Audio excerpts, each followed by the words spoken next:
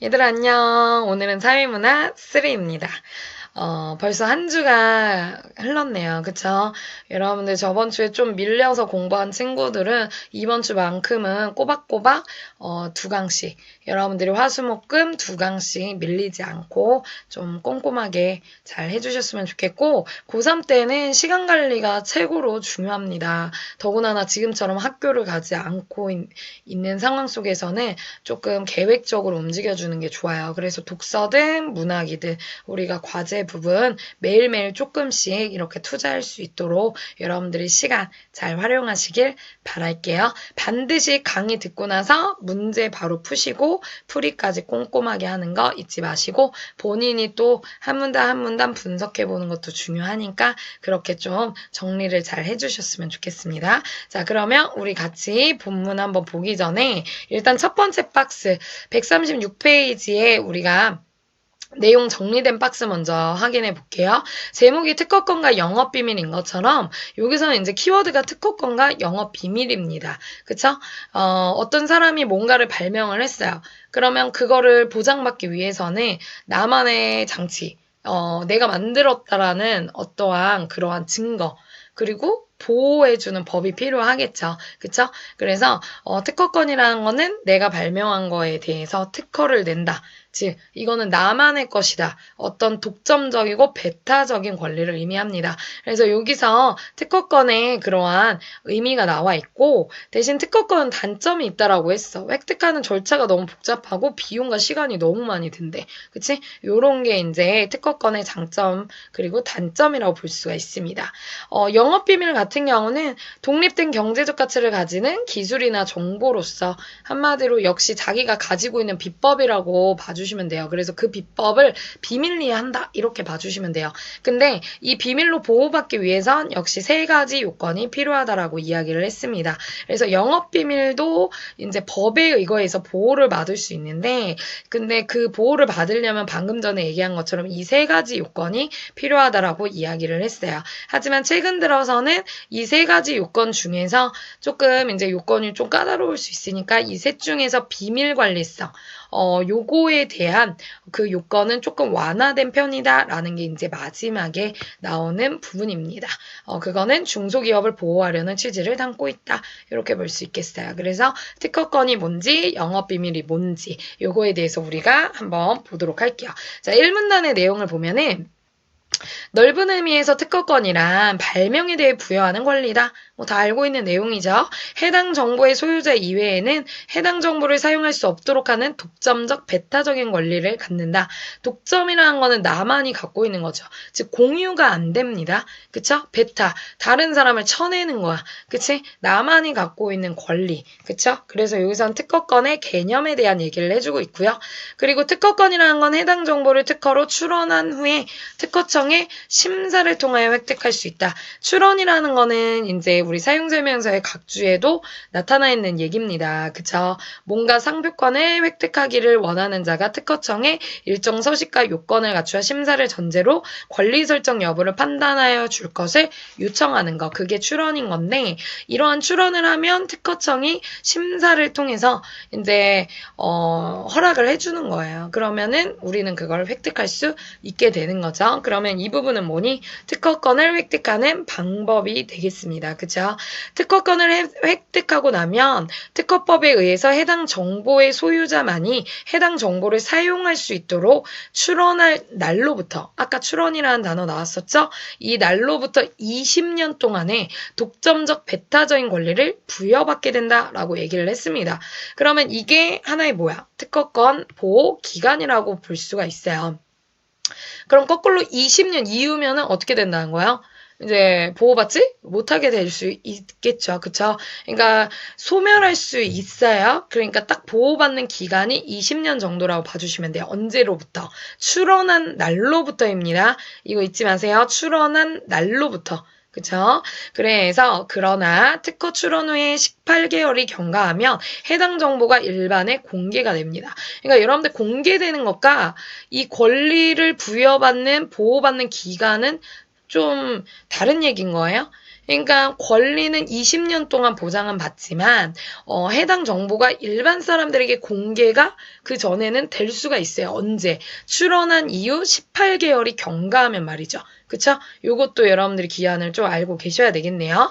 그래서 이렇게 공개되는 이유는 두 가지 이유 때문이래요. 정신적인 창작물을 공개하여 산업 발전을 촉진하면서도 발명을 보호하고 장려하기 위해서다. 무슨 얘기냐면 내가 발명한 걸 사회에 이제 공개를 해야 이제 사회적으로도 그건 발전에 쓰일 수 있잖아. 뭐 그걸 돈을 내고서 쓰든지 뭐 그런 한은 있더라도 어쨌든 사회가 유익하게 되기에는 이제 뭐 좋은 거잖아요. 그쵸? 그리고 나 이제 그 특허권이 있는 나로서도 이제 내가 발명한 것이 이제 그렇게 돈을 주고든 뭐 어떤 방법이든지 간에 그 권리로서 내가 이득을 또 얻을 수 있잖아.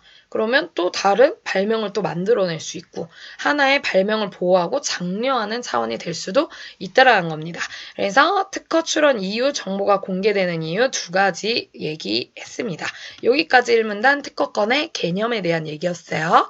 자, 2문단 가볼게요. 특허권 소유자는 나중에 동일한 정보를 독자적으로 획득한 제3자에 대해서도 특허권을 행사할 수 있다. 그러니까 앞에서 얘기한 것처럼 그 정보가 공개된다고 하더라도 뭐 제3자가 나타나서 이거 내가 그 전에 만들었는데 막 이런다면은 그거에 대해서 법적으로 사실 나의 특허권을 먼저 행사할 수가 있다라는 거야. 왜냐면 내가 먼저 그 특허권을 낸 사람이니까. 맞아요? 그래서 해당 특허가 무효가 되지 않는 한 법이 보호하는 기간 동안 발명에 투자한 자금을 회수할 수 있다. 그러면 특허가 무효가 되면 당연히 이런 일까지 벌어지진 않겠죠. 하지만 무효가 되지 않는 한은 그 보호받는 기간 동안에 그 출원 이후에 20년 동안 보호받는다라고 했잖아요. 그 기간 동안에는 발명에 투자한 자금을 계속 회수할 수 있어요.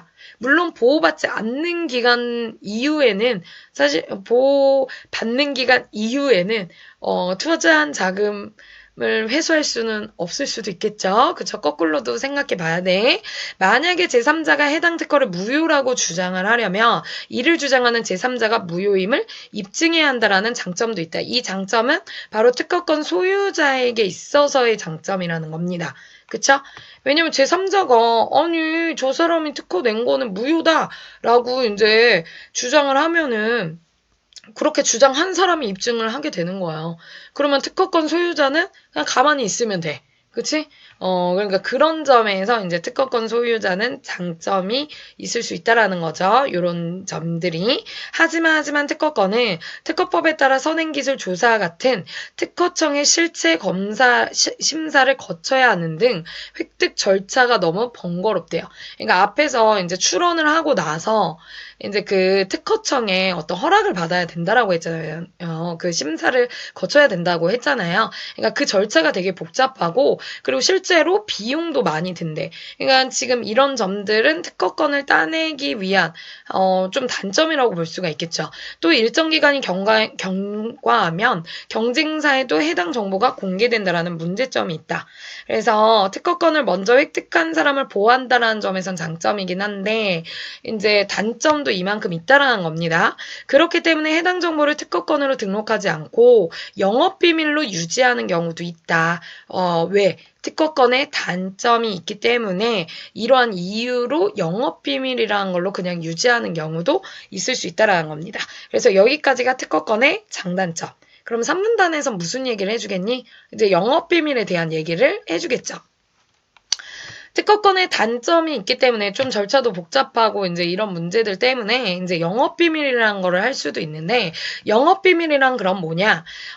영업비밀 보호법상 공공연히 알려져 있지 않고 독립된 경제적 가치를 가지는 것으로서 볼 수 있어요.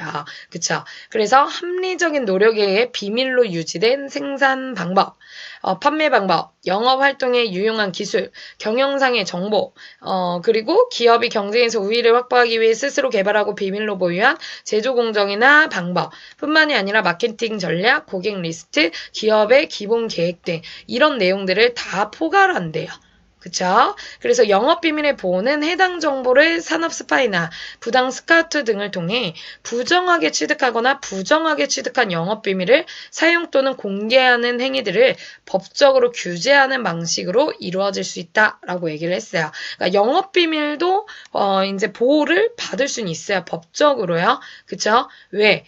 스파이나 아니면은 막 이제 기끈 이 회사에서 잘 키워놨더니 이 정보를 다른 데 가가지고 이제 다른 회사로 스카우트 돼가지고 이제 그 정보를 흘릴 수도 있잖아. 그치? 그러니까 그런 것들을 이제 규제해주는 방식이라고 봐주시면 돼요. 그래서 영업비밀의 개념에 대한 얘기를 해주고 있습니다. 자, 4문답. 해당 정보가 영업비밀로 보호받기 위해서는, 그러니까 아까 우리가 이제 특허권 보호받았죠. 그거에 대한 특징, 얘기했었고. 3문단에서는 영업비밀이 뭔지, 그리고 4문단에서는 이 영업비밀로 보호를 받으려면 세 가지의 이 요건들이 필요해요. 비공지성, 경제적 유용성, 비밀관리성. 이 세 가지를 갖춰야 돼요. 번호를 이렇게 매겨보시면 되겠네요. 그래서 첫 번째 비공지성은 뭐냐? 불특정 다수인이 해당 정보를 알고 있거나 알 수 있는 상태에 있지 않은 것으로 쉽게 조사가 되지 않는다라는 의미다. 말 그대로 공지가 안 된 거. 그쵸? 쉽게 조사가 되지 않는다라는 의미입니다. 그 다음 두 번째 경제적 유용성은 해당 정보가 경제적 가치가 있어야 한다라는 의미다. 한마디로 뭔가 이제 돈이 될 만한 그런 가치가 있어야 된다라는 겁니다. 해당 정보를 통해 경제적 이익을 얻을 수 있거나 해당 정보의 취득이나 개발을 위해 상당한 비용이나 노력이 필요한 경우를 가리킨다. 그만한 가치가 있냐는 거. 그쵸? 그리고 세 번째는 비밀관리성. 해당 정보를 비밀이라고 고지하거나 해당 정보에 접근할 수 있는 사람과 방법을 제한하거나 접근자에게 비밀 준수의 의무를 부과하는 것과 같이 비밀을 할 정도로 그걸 유지할 정도로 그렇게 대단한 것인지. 그쵸? 그래서 객관적으로 보았을 때 해당 정보가 상당한 노력을 통해 비밀로 유지, 관리되고 있다는 사실이 인식 가능할 때 이제 이 영업비밀이 보호받을 수 있다라는 겁니다. 그러니까 개나 소나 다 영업비밀로서 치부하고 그걸 보호해주는 건 아니라는 거죠. 그래서 여기까지 영업비밀의 성립 요건 3가지입니다. 그쵸? 나름 이제 까다로운 요건들이 있다라는 거야. 그래야 영업비밀도 보호받을 수가 있다라는 겁니다. 5문답. 영업비밀은 해당 정보에 대한 비밀을 유지하는 한 언제까지라도 소유자만이 사용할 수 있다라는 장점이 있어요. 이게 영업비밀의 장점이에요. 이 부분이. 하지만 단점도 있습니다. 이 부분. 체크해놔. 이 위에 두 줄이 장점. 하지만 제3자가 독자적으로 동일한 영업비밀을 취득하게 된다면 해당 정보의 사용을 제한할 수 없어요. 그쵸?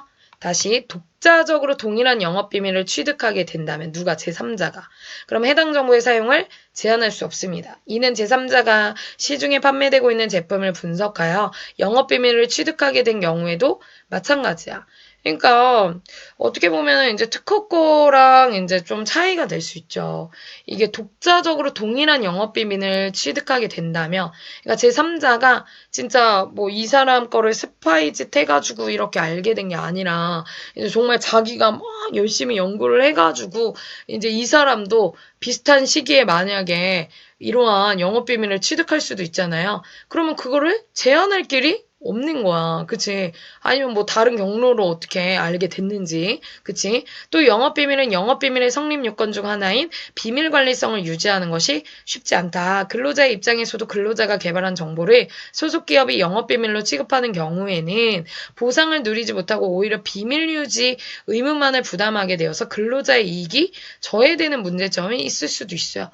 그러니 뭐 다른 회사에 가서 스파이가 아니라 스카우트 돼가지고 막 다른 데 가서 정보를 흘릴 수도 있잖아. 그러니까 비밀 관리를 하는 게 역시 쉽지가 않아요. 그래서 여기까지 영업비밀의 장단점에 대한 겁니다. 그래서 위에는 장점, 밑에는 단점에 대한 얘기를 이렇게 해주고 있어요. 그쵸? 그래서 영업비밀 좀 잘 알아두셔야 되겠네요. 그래서 앞에서 특허권의 장단점, 영업비밀, 여기서는 영업비밀의 장단점 이렇게 말해주고 있습니다. 자, 마지막 6문다. 최근에는 영업비밀보호법은 해당 정보가 비밀로 관리되고 있기만 하면 비밀관리성의 수준에 대해 묻지 않는다는 취지로 완화되어 개정되기도 했대요. 그러니까 이제 조금 그 세 가지 요건을 다 지켜야 되는 좀 깐깐한 점이 있으니까 그나마 이제 마지막 요건이었던 비밀관리성. 그쵸? 왜냐면 이거는 방금 전에 지문에서 뭐라고 그랬어? 이걸 관리하는 게 쉽지 않다라고 했잖아. 그러므로 요거에 대해서는 조금 완화를 해주는 법 개정이 있었답니다. 이는 자, 세 가지. 이런 이유 때문에 실무상 해당 정보의 소유자가 비밀관리에 기울인 노력의 정도를 구분하는 것이 어려워. 이 사람이 얼마나 이거 비밀 유지에 힘을 썼는지 그거를 이제 판단하기가 좀 어려운 거죠. 중소기업의 경우 현실적으로 비밀 관리를 위한 충분한 인력과 시설 등을 갖추기 어렵죠. 왜냐면 중소기업은 안 그래도 이제 자꾸 이제 돈도 많이 못 버는데 그런 거를 다 인력과 시설들을 겸비하기가 쉽지가 않죠. 비밀 관리를 위해서 그런 걸 별도로 이제 장치하기가 쉽지가 않죠.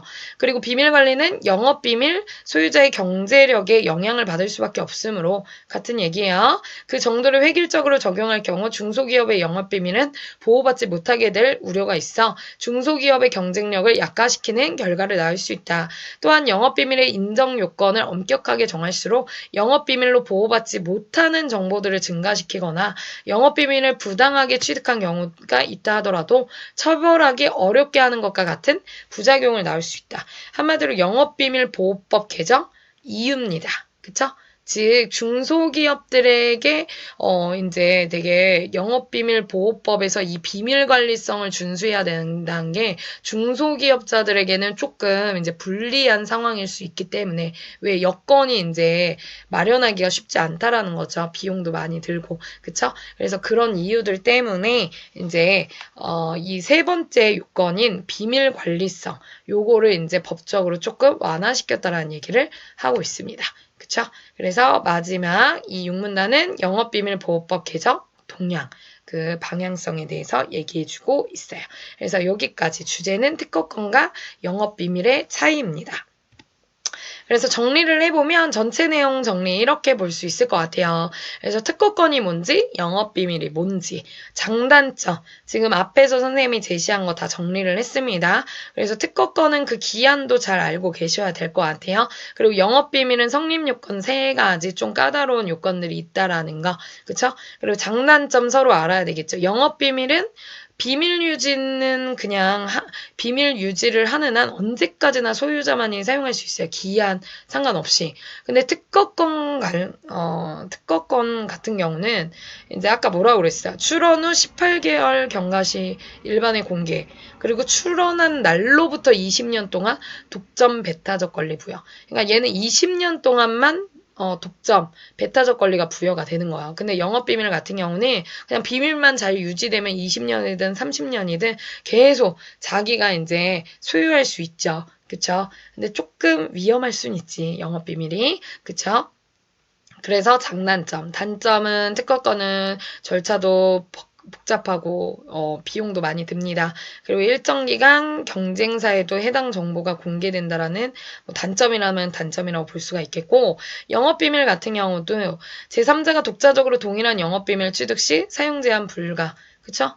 당연한 거야. 이제 너무 정보가 이제 다른 곳에 이제 공유가 될 시에는 얘는 법적으로도 이제 이거를 이제 물론 법적으로 제재를 가해주는 부분이 있지만 그것도 성립 요건 이 3가지가 성립이 돼야지 이제 영업비밀 보호법이라는 거를 통해서 이제 보호를 받을 수 있는 거죠. 그래서 비밀관리성 유지도 되게 어렵고 사실상 좀 영업비밀도 어려움이 많습니다. 그쵸?